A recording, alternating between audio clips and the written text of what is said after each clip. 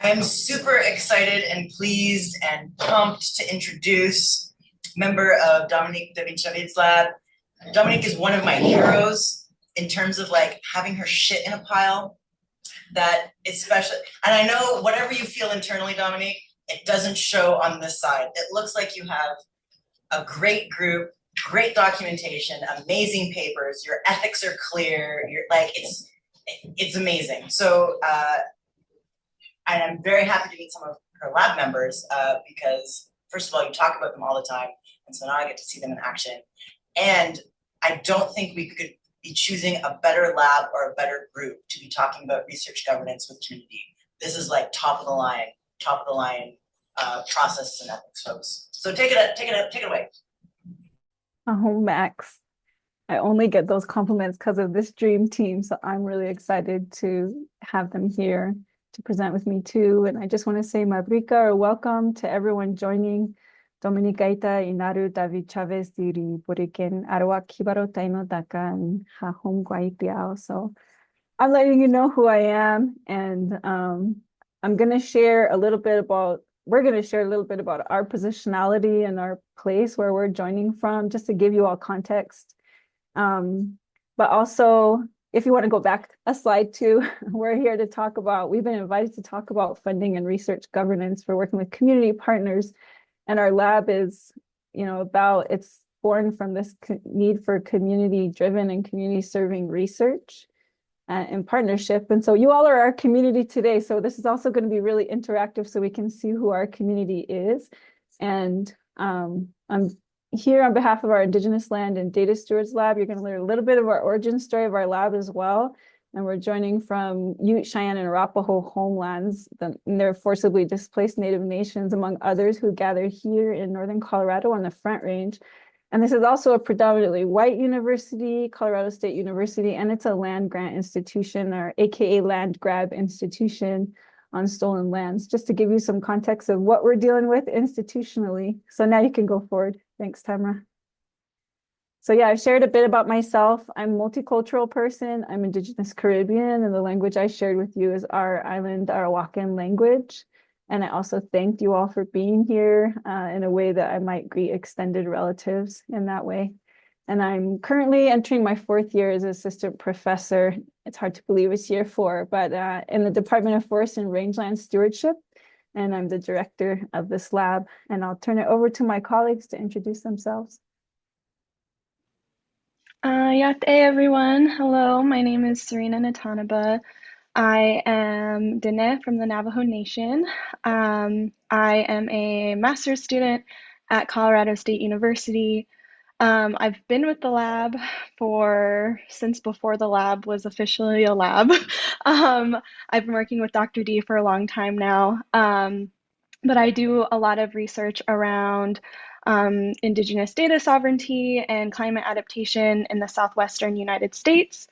And yeah, I'm really excited to share some of this with you all today. Tamara, I'll pass it over to you. Oh, and I use she, her pronouns.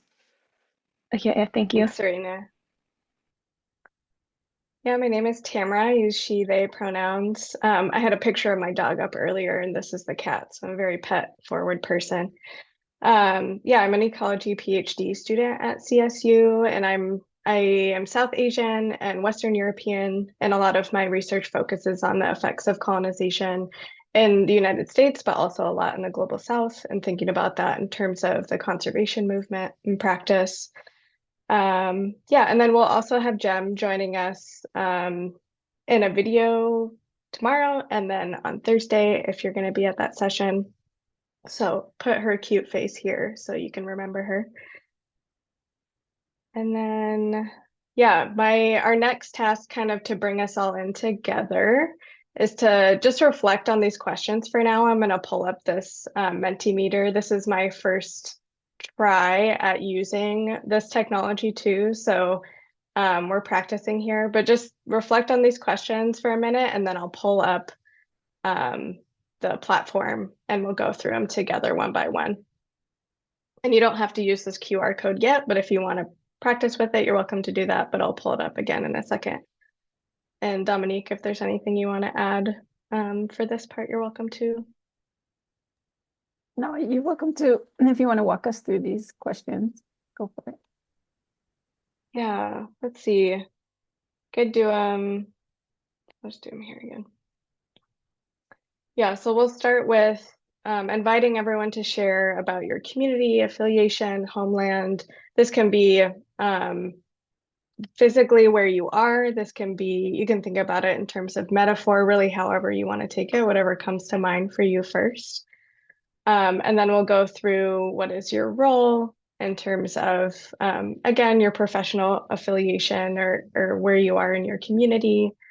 And then going through to what extent you work with Indigenous community partners in your practice. This helps us kind of gauge also what might be most relevant to this group. And then what kinds of Indigenous community partners that you work with. So that's more internal, elders, youth, other community organizations, et cetera. And now, yeah, I'll pull up the slides and we can keep thinking about it.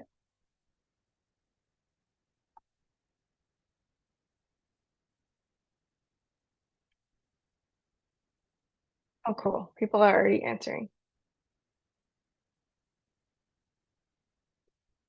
And this is where, here's the same QR code if you want to log in if you haven't yet.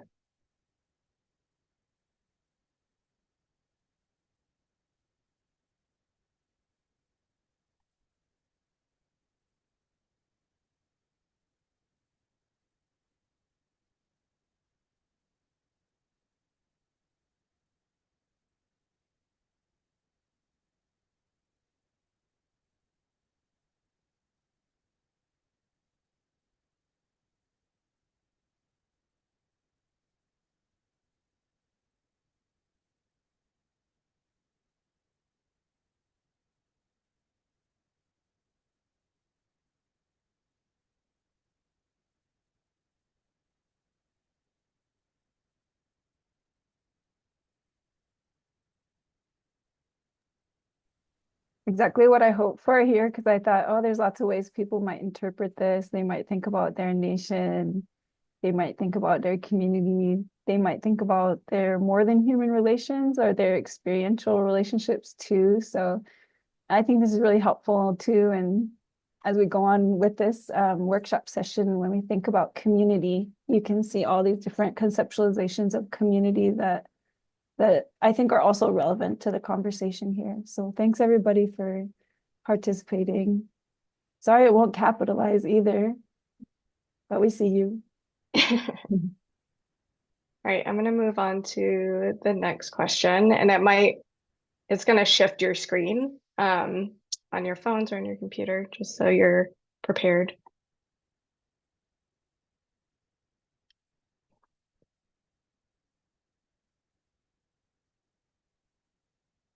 So this one is, what is your role? Could be grad student, lab PI. We have some lab managers,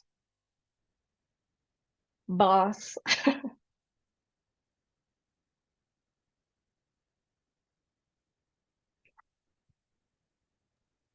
And again, here we're talking a lot about academic context because of the lab session, but you're welcome to think about other roles that you might hold if you want those represented here.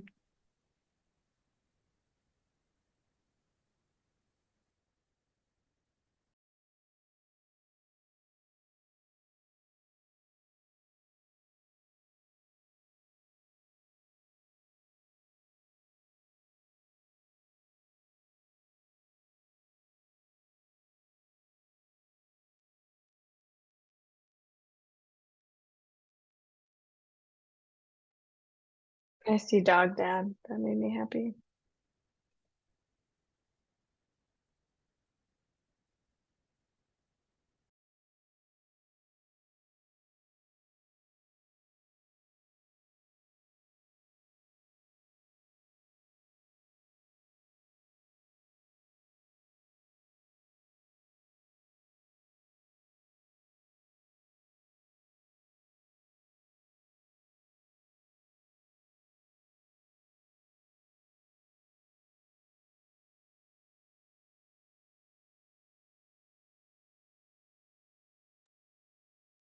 Okay, I'm not seeing any new responses. We actually have one more than last time, so sorry if we missed you on the oh, 30. Folks feeling good about this? Okay. We'll jump to the next one.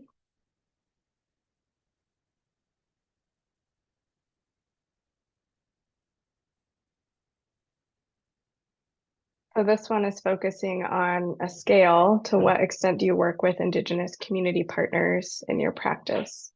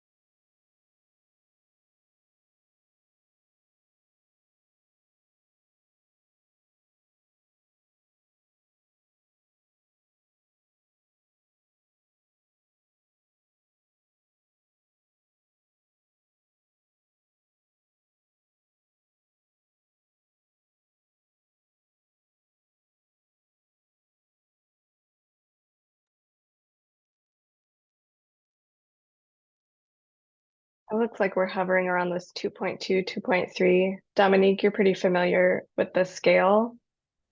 Can you place Yeah, us? yeah, it looks like we have, everyone worked at, or folks in the room have worked at all levels of this scale, but many folks are most of the time or always and forever working with Indigenous community partners. So that means there's a lot of experience in the room too, and relevance, hopefully, in terms of what we're going to talk about. So I think we can move on. Now we're kind of curious also who you're working with, because there's a lot of different roles in the communities and types of partnerships. So we'll invite you to share what kinds of partners you have. And most everyone should have someone to share.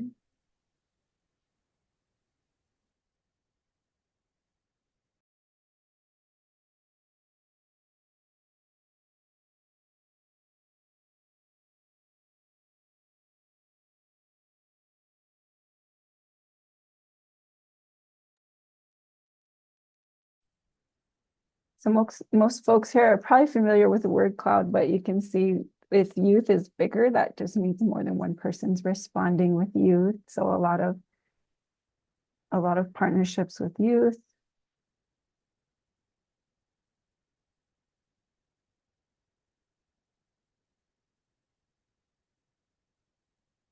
Collectives and also individuals.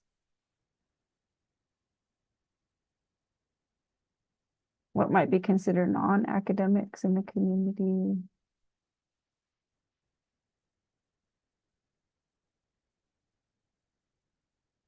Artists, hunters, and elders, of course, capital E elders. Won't let us capitalize, but awesome. Thank you all so much Thank you. for participating. Yeah. Anything you want to share, Tamara? No, I was just going to close out, but I wish that folks could keep responding. Yeah, I think they can. Okay. I'll leave Maybe it switch to the like slides. this. Yeah. Yeah. Feel free to keep responding. I also see reference to governing bodies and collectives. So you'll see some of that represented here. I just wanted to offer everyone something that's been like a bit of a labor of love that really comes from my PhD work. If you want to go to the next slide, Tamara. Now that we kind of have a sense of who's in the room and some of the collective experience we have here, this is what I've done, the relational science model, myself and my research partners and the co-authors. If you go back, the co-authors here also include one of my community research partners from my Indigenous community in Boriquen, or what you might know as Puerto Rico in the Caribbean.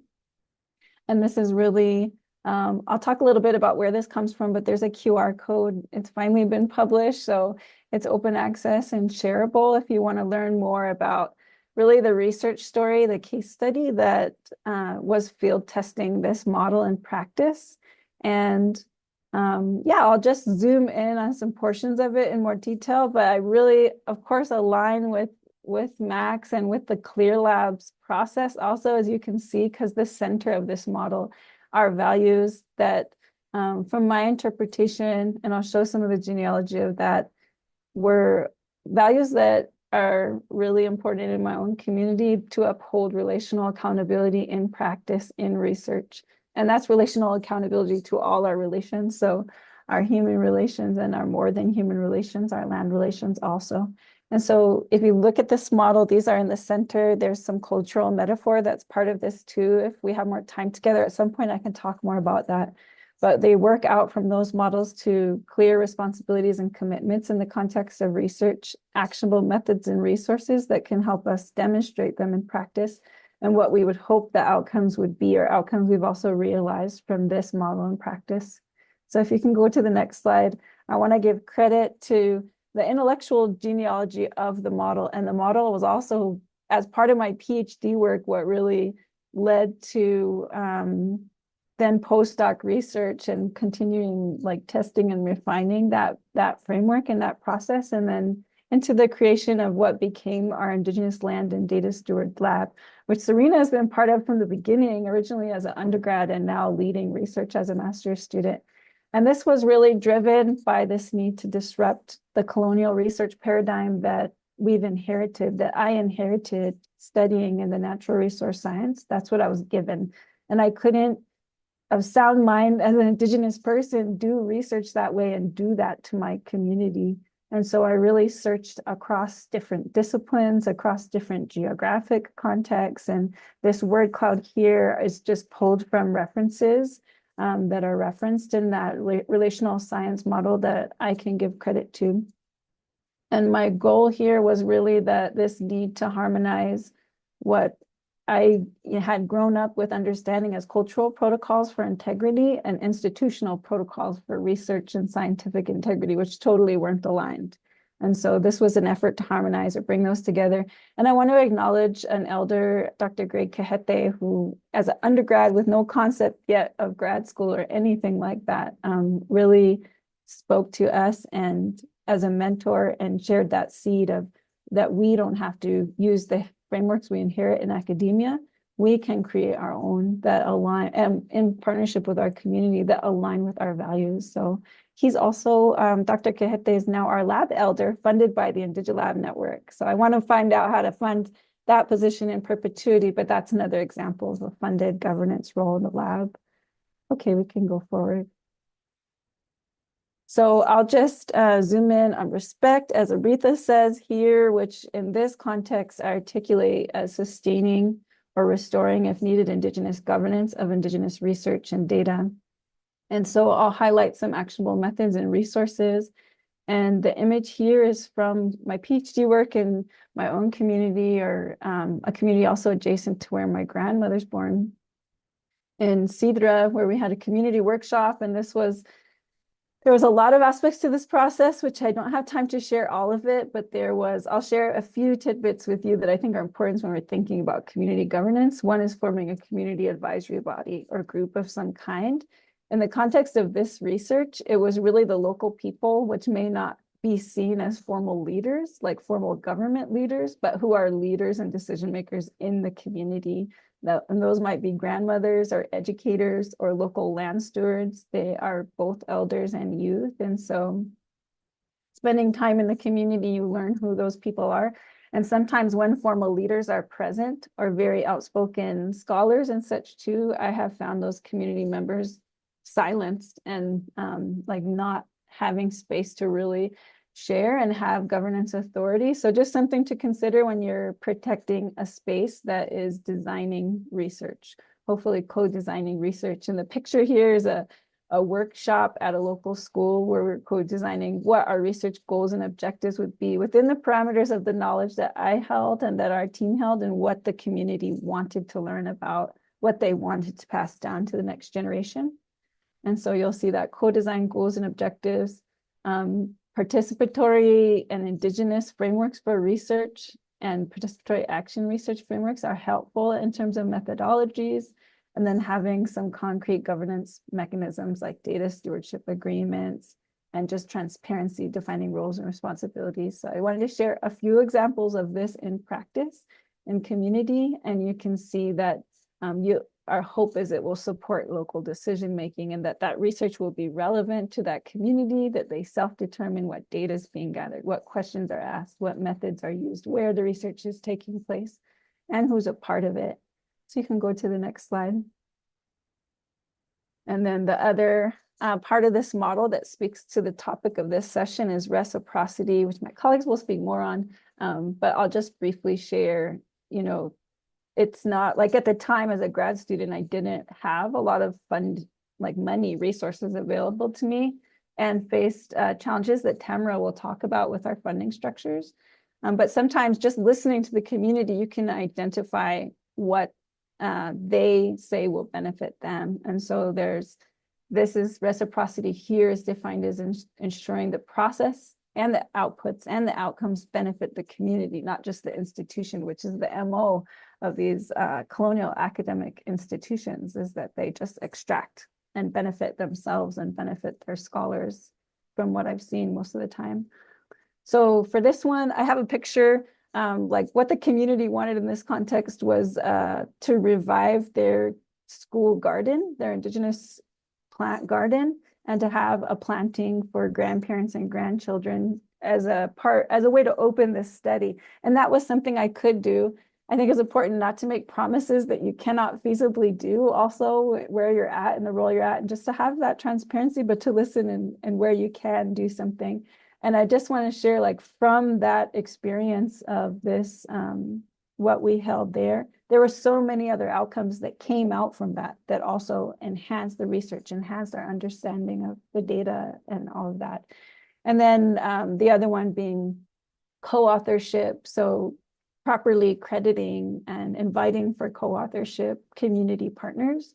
And there's lots of hurdles around that we can talk about more later on. But yeah, I thought I'd just highlight a couple things there.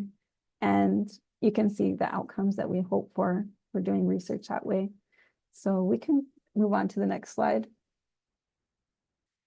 So here also, just seeing this shift in research, looking like also at that time, some of the research I did, it was really clear that most research that engages Indigenous knowledge and peoples lived at this extractive end of the scale that I'm sharing here.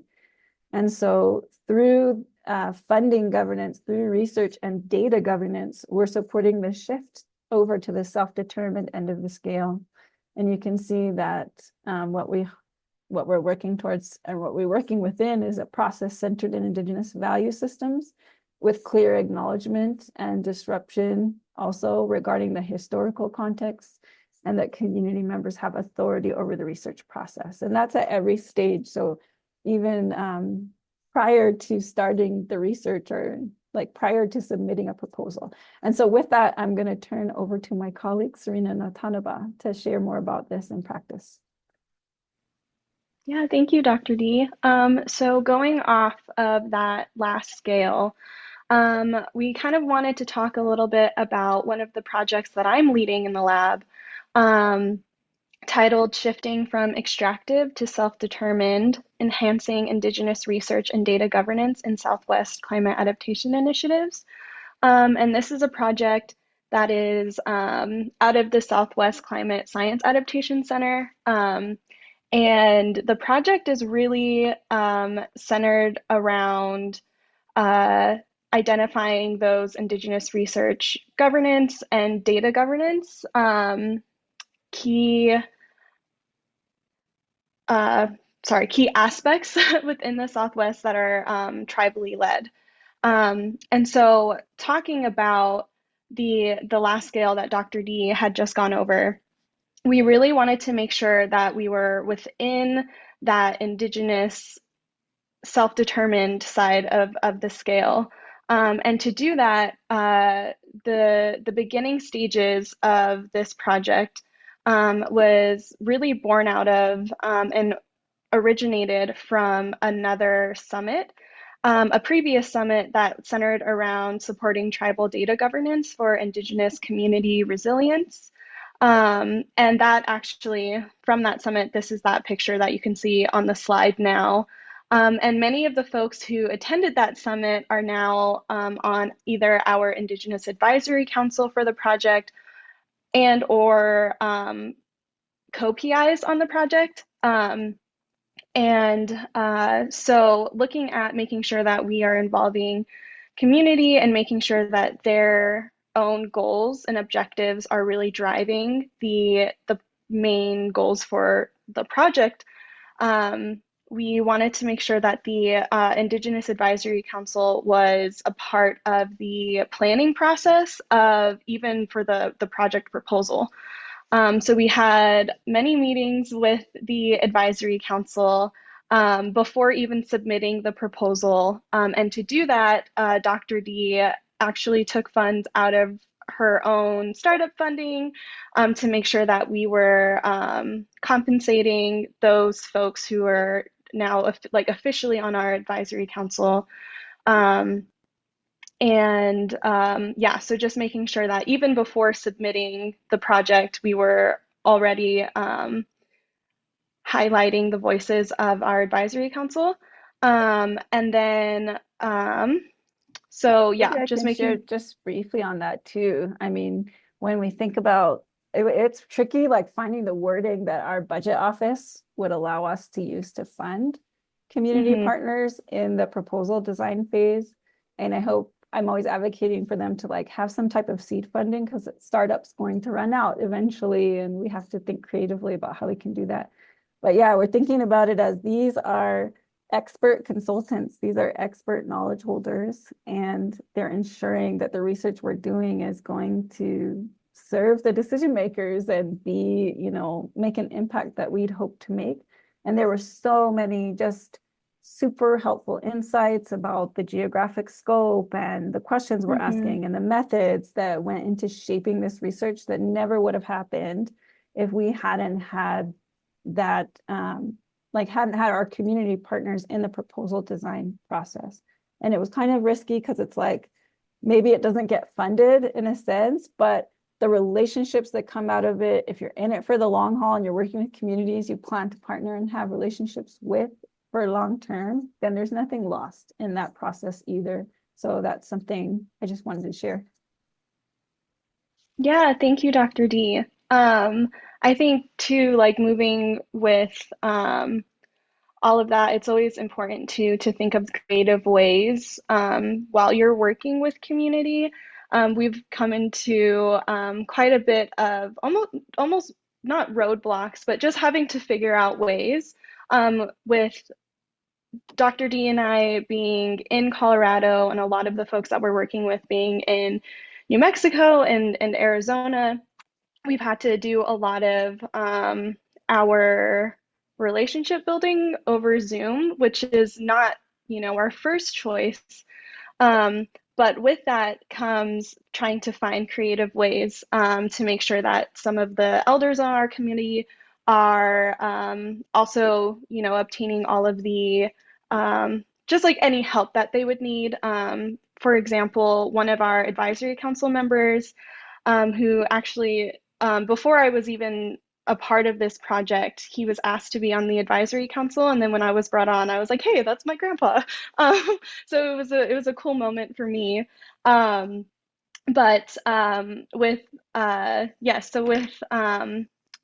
this person on our advisory council, in our beginning stages, we were trying to get all of the paperwork set up so that way we could be able to pay our advisory council.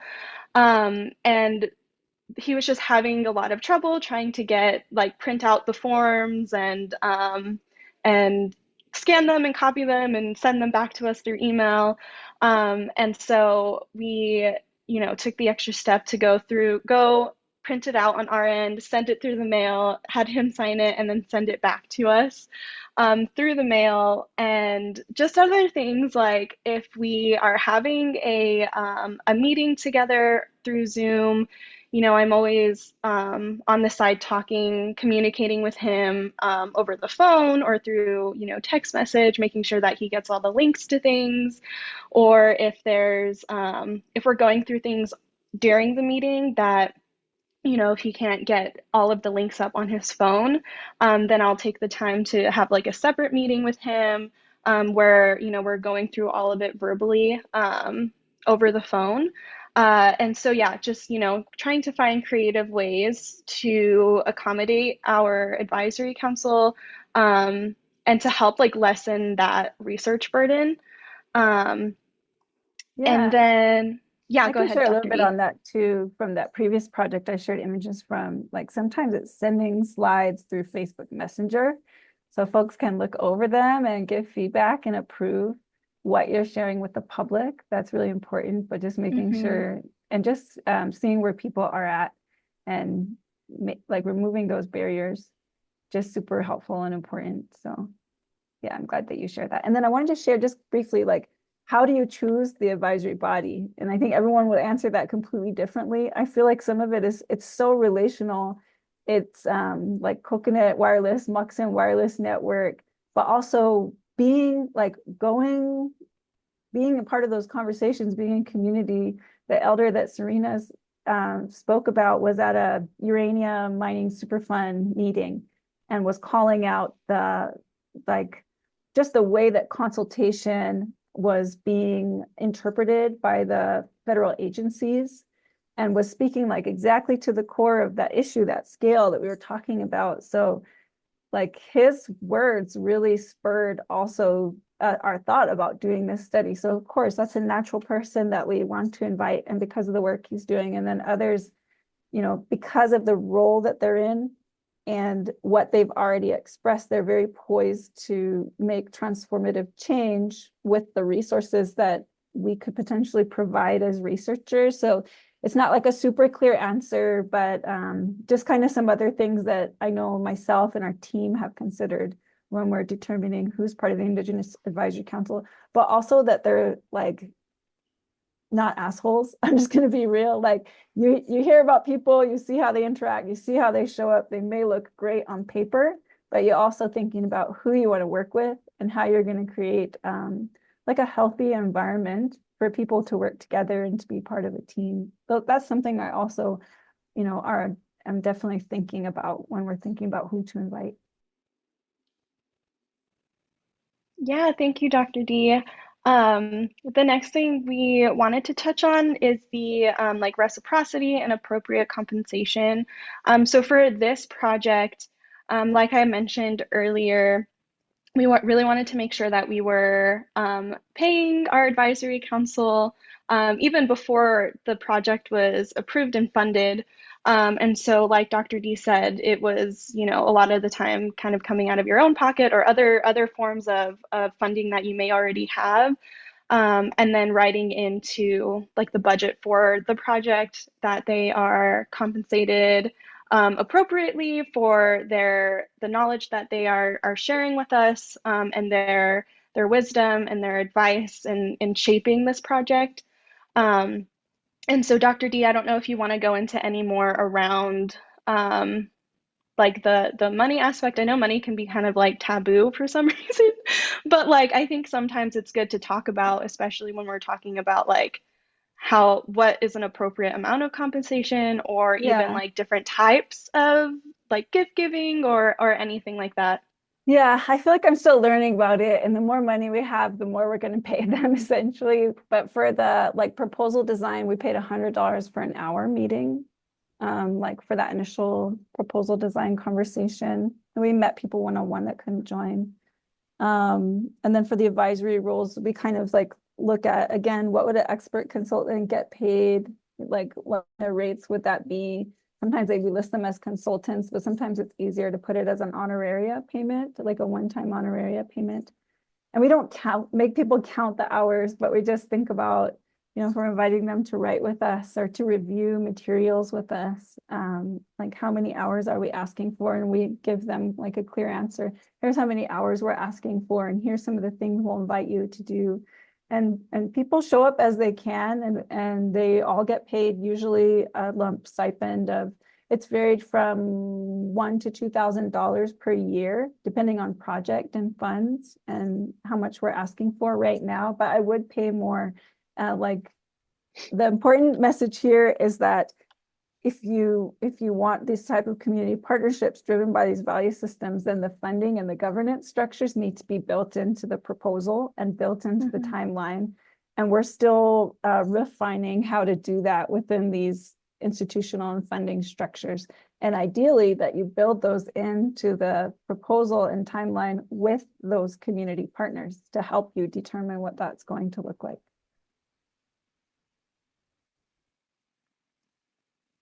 Yeah, thank you for that, Dr. D. Tamara, I think if you want to start talking a little bit about your project, that'd be good.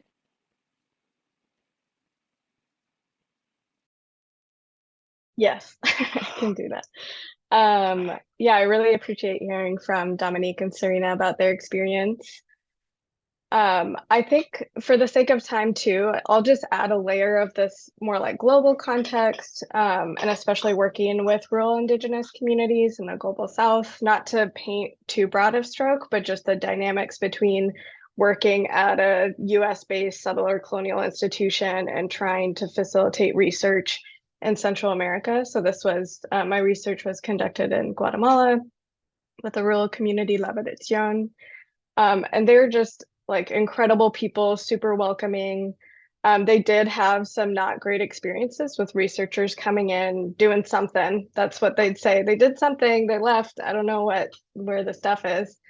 And just trying to correct a little bit of that. And also I felt like there was a responsibility, like a really important responsibility to demonstrate what they had rights to and what how research could be done and what they can demand in the future.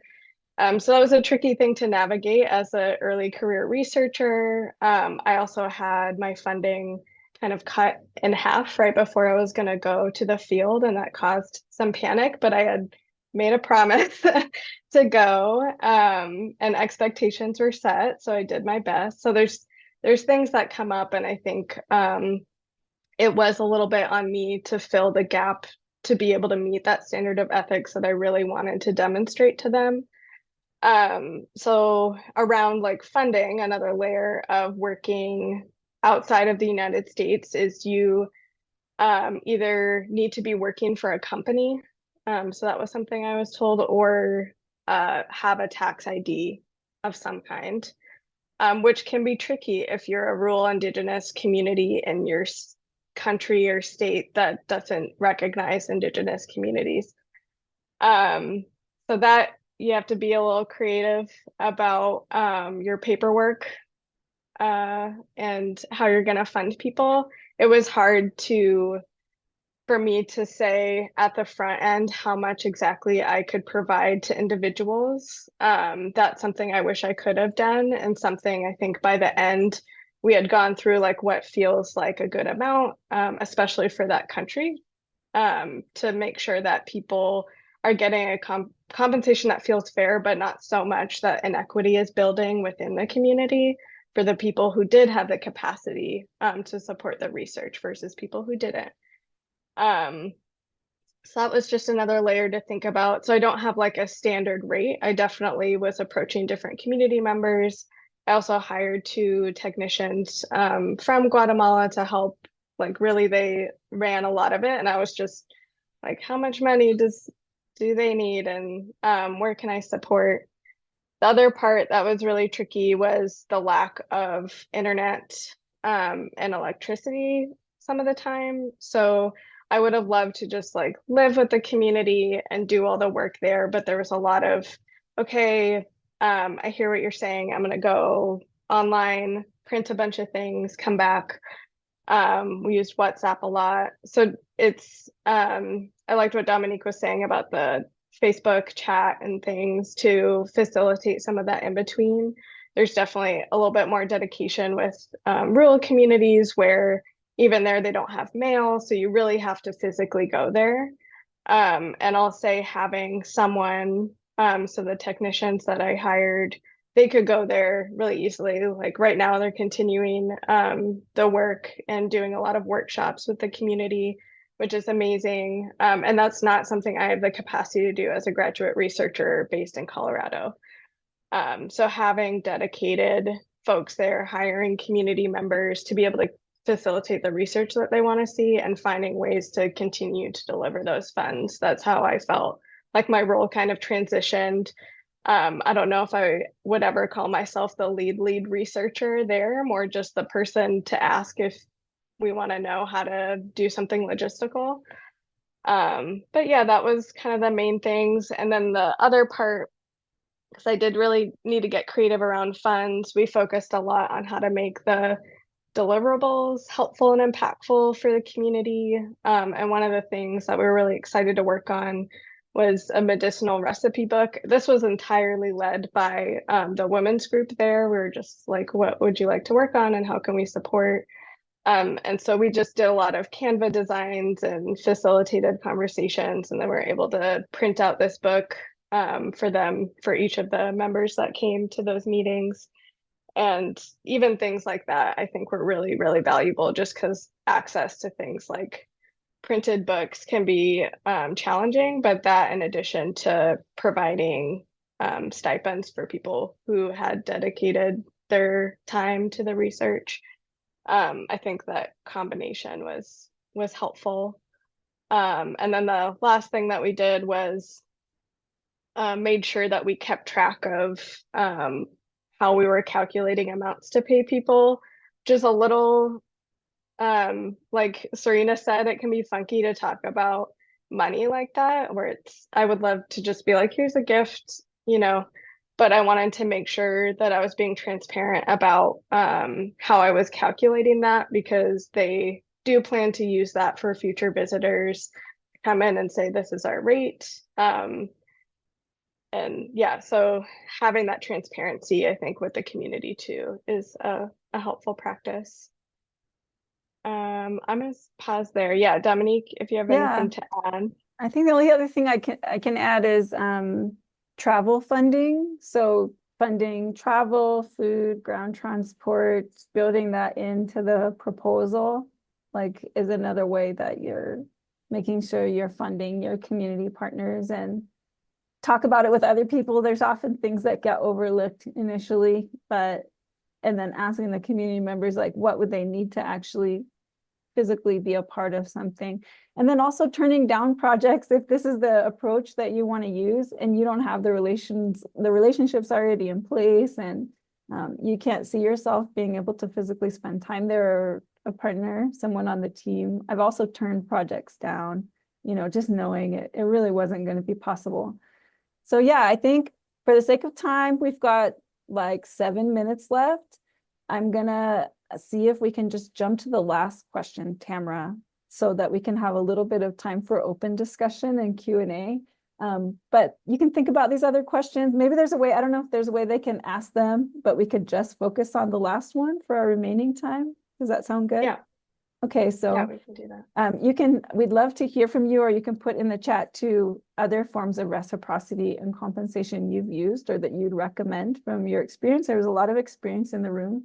And then also what barriers you're facing. We talked about some funding and policy barriers and, geographic barriers and systemic barriers that we have faced with funding and creating these governance structures that support community partners. But we just want to have an open discussion for our last 6 minutes now here of any questions or discussion thoughts you have to share. You can use Mentimeter. You're also welcome to just unmute and ask a question or share any thoughts that are coming up for you. And just, also with all of this, humility was another value you probably saw on that. All of it is a work in progress. So we really welcome your feedback on the approaches we're using for our lab based on all of y'all's experience too.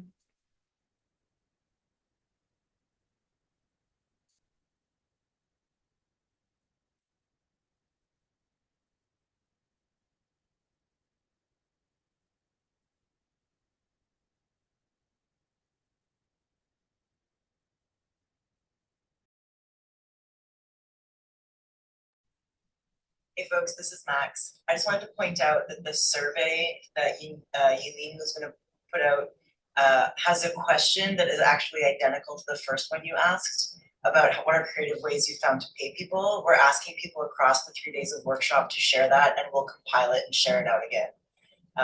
So FYI.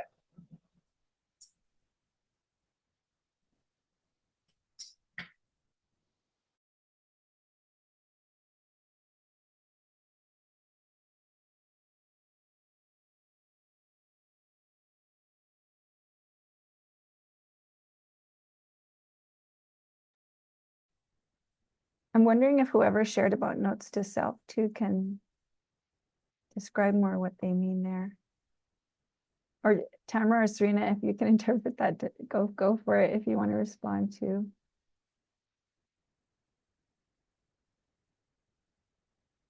What mechanisms exist for those in government who are constrained by their institution?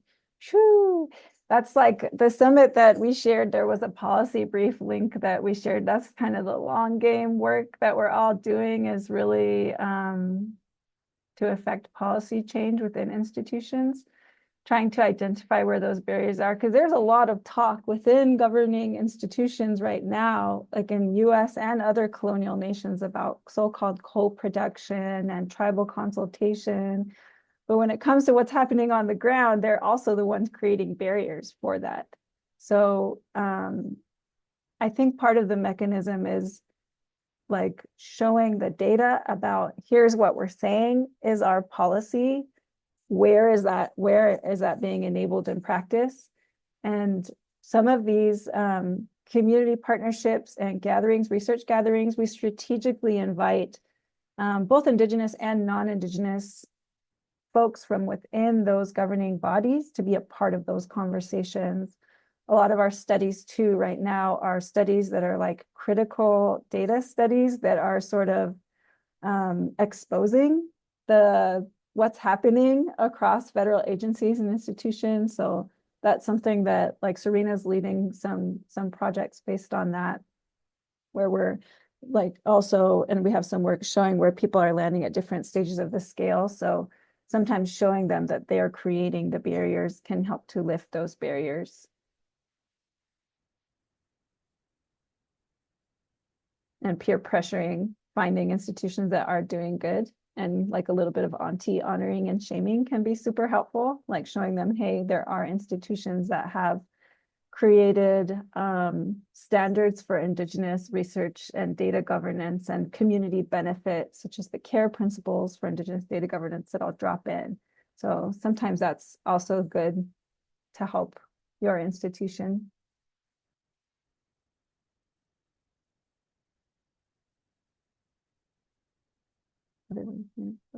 Inequities. Yeah. I feel like this comment about too high compensation and creating inequities, this one is super tricky. And there's also cultural norms where it can be really disrespectful to give money. And I think these vary by context. And it's really important to have mentors in the community that can guide you and your team on cultural protocols around compensation and around gifting. This is super, super, super tricky though for me, I think, and for our team. And we give a lot of gift bundles and like what has been talked about, creative ways we can give back to the community and to our partners, because money and capitalism is just tricky. Yeah, I don't know if others want to speak to this too, but this has been a hard one for me. And I kind of hope that we can create norms within our institutions that can help us too, so we're not trying to always figure this out on our own, as we often do.